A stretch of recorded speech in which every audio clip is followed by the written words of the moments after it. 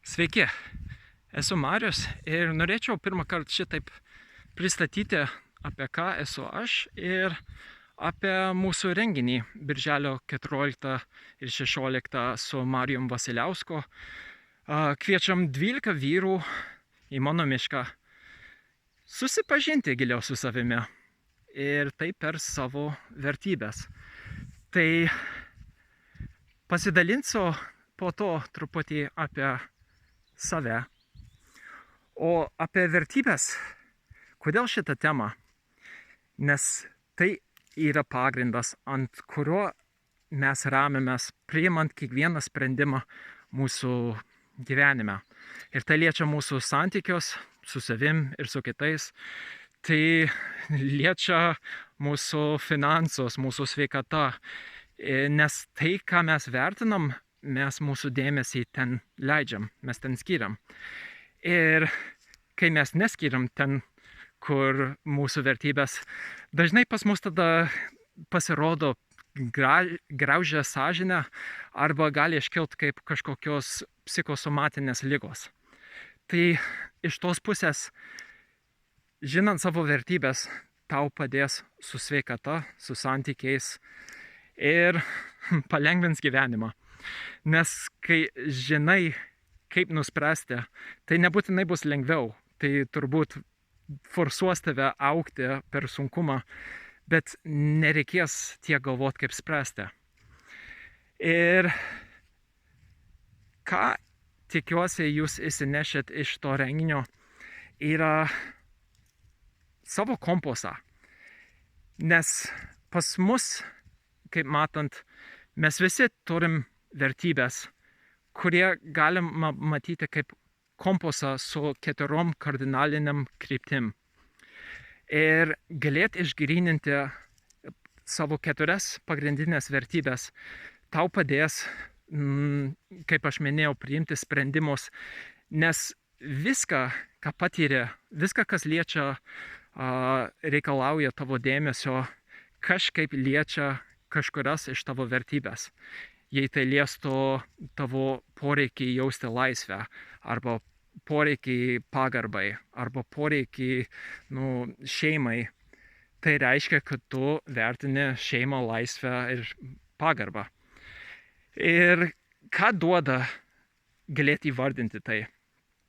Pats žodis iš savęs, patys visi žodžiai, jos neturi jokios vertės išskyrus to, ką mes dedam. Ir mes tai nesąmoningai darom, nes kaip tu jauties apie kažką, kaip kiekvienas daiktavardis turi tavo žodyne kažkokią asociaciją, kuri siejasi su kažkokia emocija. Ir jeigu toks dalykas kaip stalas, tai žodis stalas tau nesukels didelių emocijų. Bet jeigu, pavyzdžiui, tu esi stalius ir dirbi su stalais, tai tau bus visai kitaip. Ir tuo bandau pasakyti, kad nors mes visi naudojam tuos pačius žodžius, apibūdinti dalykus, mes visi kitaip jau suprantam. Ir tai liečia mūsų vertybės.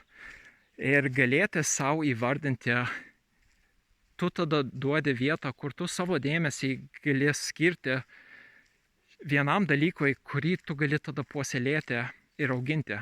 Ir tai su laiku, kai žinai, apie ką tu esi, gali sukurti šitą pasitikėjimo jausmą, nes kai su patirtim vis elgiesi, priimi sprendimus, kurie yra susivienyje su savo vertybės, tai tu gausi tokį gerą jausmą, kad pastovėjai už save. Ir iš esmės čia yra ta ašis, apie ką visi kalba, kai sako, remkis ant savo ašies. Tai šitas renginys iš dalies bus kai kam sukurti tą ašį, kitiems stiprinti tą ašį ir kitiems bus alyvuoti tą ašį, kad vis gyvenimas lengviau, maloniau ir prasmingiau gyvenasi, kai mes gyvenam savo vertybėmis. Ir tada lengviau kitiems tada žinoti, apie ką mes esam, nes mes kaip su Maike nešam tas vertybės ir mes tai nešam per mūsų veiksmus, per mūsų žodžius. Tai Tai yra apie susipažinimą su savim ir transformaciją į save. O iš mano dalies aš pasidalinsiu kaip iš neurolingvistinio programavimo pusės, kaip pavyzdžiui mes suvokiam dalykus, iš kur kyla mūsų įsitikinimai ir kaip per hipnozės pusę mes galim kalbėti su savo pasąmonė. Per meditaciją arba per hipnozę mes galim eiti į transo būseną, kur mūsų sąmonė atsipalaiduoja ir galim užvesti pokalbį su savo pasąmonė.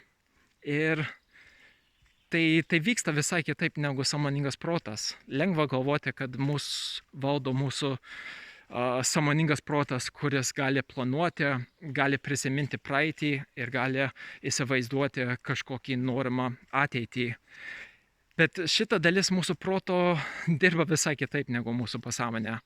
Pirmiausiai, jie nuosekliai galvoja nuo 1 iki 10 arba į vieną kryptį, kai pasąmonė viskas vyksta tuo pačiu metu.